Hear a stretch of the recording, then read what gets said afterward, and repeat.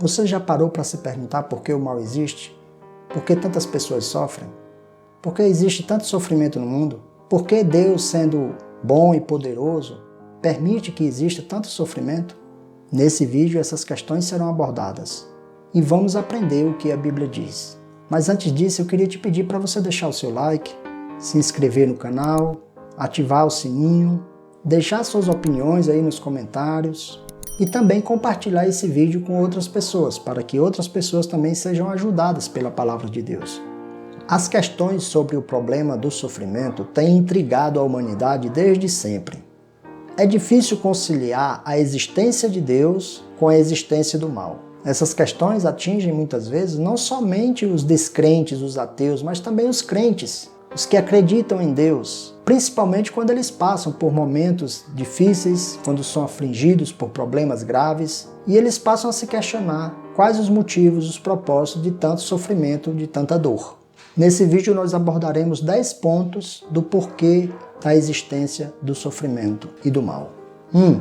Quando o pecado entrou no mundo, entrou também o sofrimento. Em primeiro lugar, nós percebemos pela palavra de Deus que Deus criou tudo perfeito e viu Deus tudo o que tinha feito, e eis que era muito bom. Diz ainda que Deus fez o homem reto, mas ele se meteu em muitos problemas. E porque todos pecaram, destituídos foram da glória de Deus. E que por conta do pecado, o mundo está sob o poder do maligno. Por causa do pecado, toda a natureza geme até agora, e com dores de parto. E não só isso, mas nós também que temos o Espírito Santo também gememos.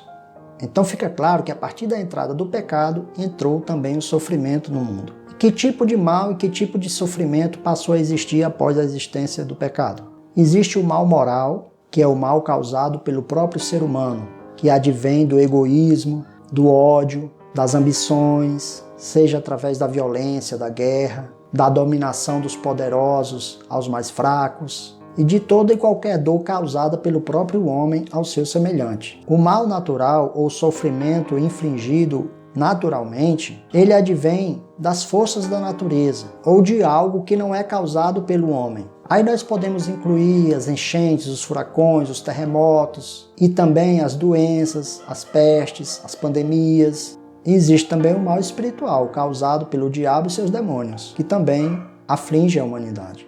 Ponto 2. O sofrimento é causado devido ao livre-arbítrio. A liberdade humana é um dom dado por Deus, mas que o homem tem usado para causar sofrimento e dor em si mesmo ou em outras pessoas.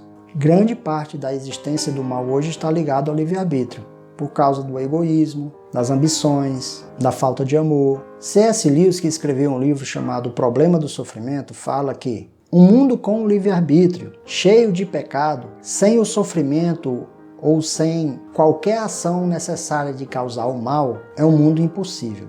Ou seja, o livre-arbítrio do homem pode causar o sofrimento a outro homem.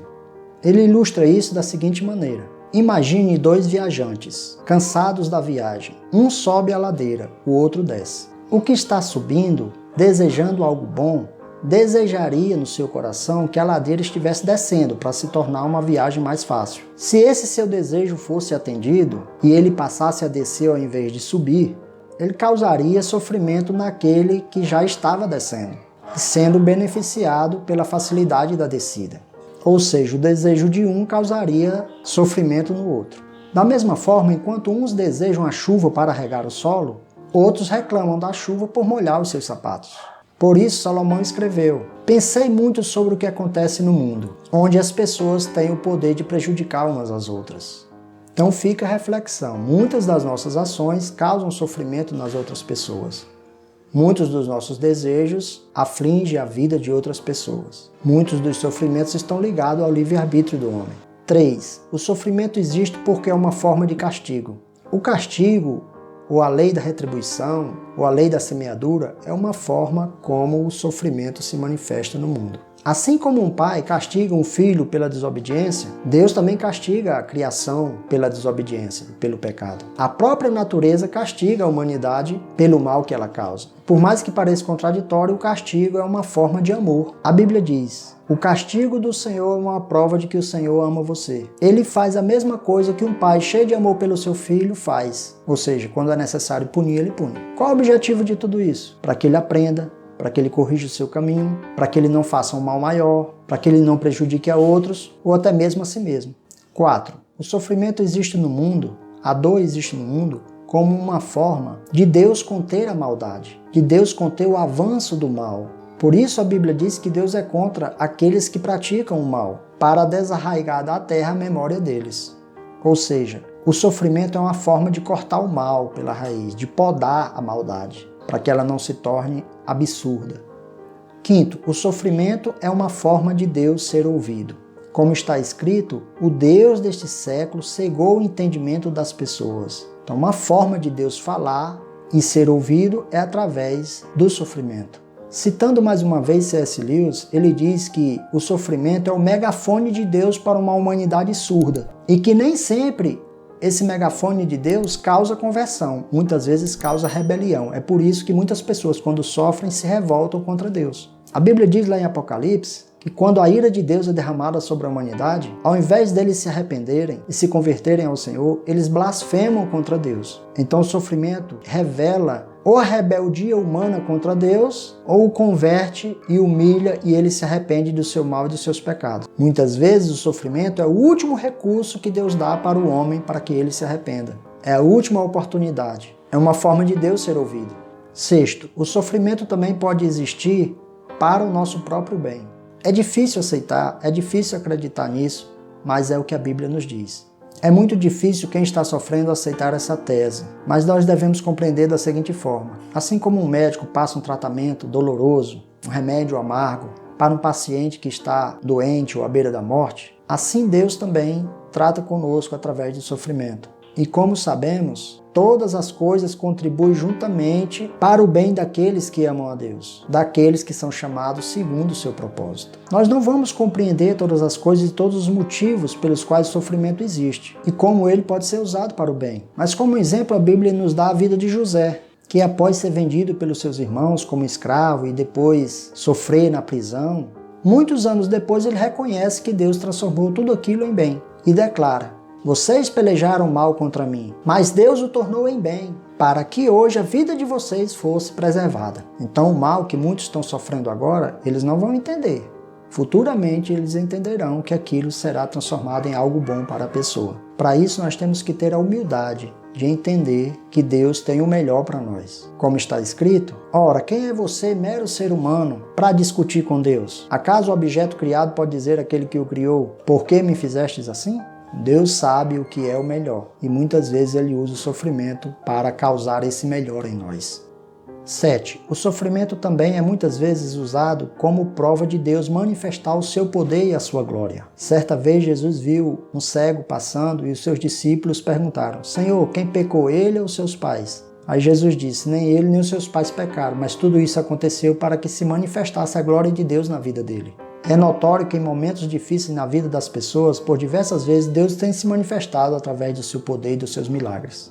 8. O sofrimento também serve para revelar o tipo de fé que nós temos, se a nossa fé está baseada em Deus ou apenas nas coisas humanas e materiais. A Bíblia nos ensina: por isso não desfaleçamos, mas se ainda que o nosso homem exterior se desfizer, o interior será renovado de dia em dia. Porque a nossa leve e momentânea tribulação produz para nós um peso eterno de glória, muito excelente, não atentando nós nas coisas que se veem, mas nas coisas que se não veem, porque as coisas que se veem são temporais e as que se não veem são eternas. Então você que sofre, que está passando por um momento difícil, fundamente a sua fé nas coisas de Deus, nas coisas eternas, não somente nas coisas passageiras.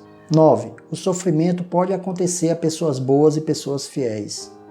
Não há em nenhum lugar da Bíblia uma promessa de que nós seremos isentos de qualquer tipo de sofrimento. Quem prega esse tipo de evangelho está pregando a mentira.